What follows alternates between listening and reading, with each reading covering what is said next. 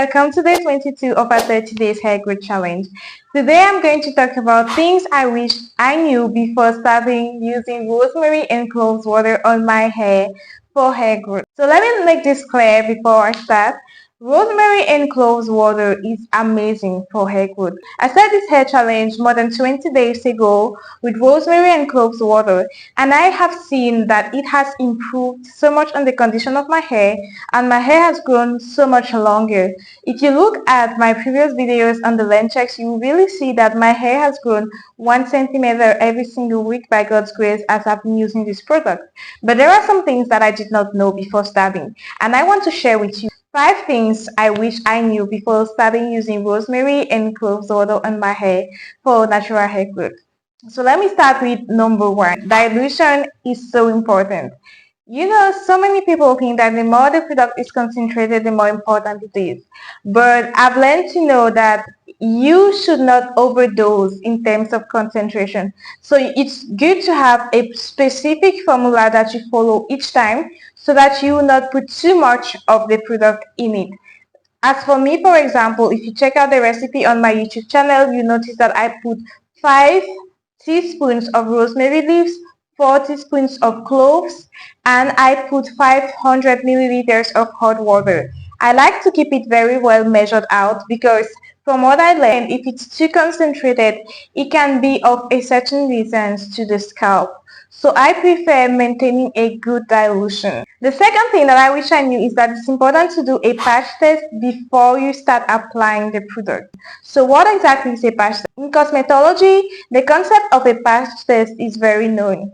Before you use a product on your skin or on your hair, for the very first time, you first have to try it on your skin and wait for a few hours, generally it's 24 hours, and see if there's no allergic reaction before you actually start using the product. So in this case, for example, once you've made your rosemary and cloves water, mine is in my spray bottle, you do a patch test like this. You spray it on a small portion of your skin, and you will do this for the product to penetrate your skin, and you will wait for 24 hours. If there is no allergic reaction that appears on your skin, then it means that the product is safe to use for you. So it's supposed to be done for cosmetic products and anything that you have to apply to your skin or to your hair. For anything that you have to apply to your skin or to your hair.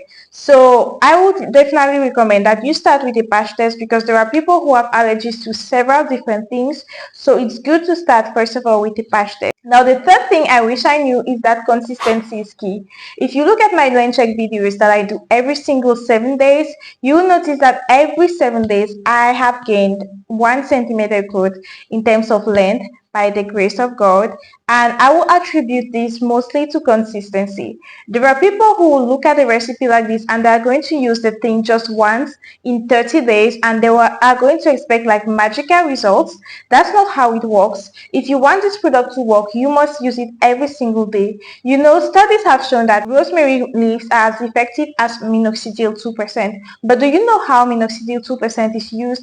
It has to be sprayed on the hair twice per day, in the morning and in the evening, and you have to use it for like 3 months if you want to see like the effect on your hair.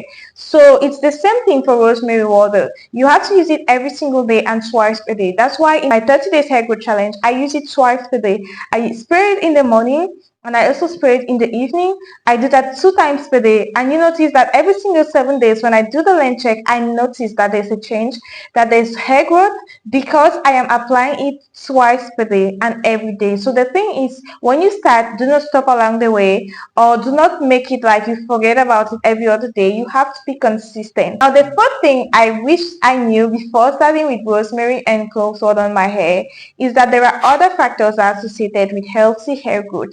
You cannot treat your hair like crap and think that just because you will spray rosemary and cloves water on your hair, it's going to work magic. No, that's not how it works. At the same time that you're spraying rosemary and cloves water on your hair, you have to be taking care of your hair. Meaning, for example, that you have to eat healthy, you have to take your nutrients every day. If you are taking supplements, you have to take your supplements. You have to eat really healthy. You have to take fruits, you have to take vegetables, you have to practice physical activity like doing something like sports every day or every other day, 30 minutes at least. You have to drink water, a lot of water. There are many factors that come into play in terms of hair growth, and there's also like the way you manage your hair. Are you sleeping with a satin scarf on your hair or not? Are you finger detangling and combing your hair very carefully, or do you just rip the comb through the hair? Because if you rip your comb through your hair and you do not take time to detangle efficiently, even the little hair that is growing, you will be breaking it up and you will not see that there is a change. So I would say it's not only rosemary and cloves water that comes into play in the growth of your hair, but there are other factors. And now the fifth thing that I wish I knew is the fact that the recipe is customizable. As for me, I'm following through with my recipe because it's a challenge, so I have to do the same thing from day 1 to day 30. But by the time I'm through with the 30 days, I will definitely modify some things. For example, I learned that to this mixture, we can add hibiscus leaves, add ginger, we can add horsetail, we can add green tea, we can add so many different ingredients, even amla powder or fenugreek seeds. There are so many different natural ingredients that we can add to the mixture to make it even more potent. So I would say the recipe is customizable. If you know some natural ingredients that work well with your hair, you can completely add it to the recipe and customize it according to what works with your own hair. So that's basically it. So if you enjoyed watching this video and if you like natural hair recipes, I would say it would be great that you grab a copy of my book, Starting Your Natural Hair Journey from Scratch. It's a very interesting book in which you have natural hair recipes and tips and tricks on how to take care of your natural hair. And if you have relaxed hair but you want to transition to natural hair, there are also tips in my book on how to transition from relaxed to natural hair. So thank you so much for watching my video. If you enjoy my content, please leave a thumbs up. Let me know that you like what you're seeing, and also please share this video with other friends and family who want to grow your hair.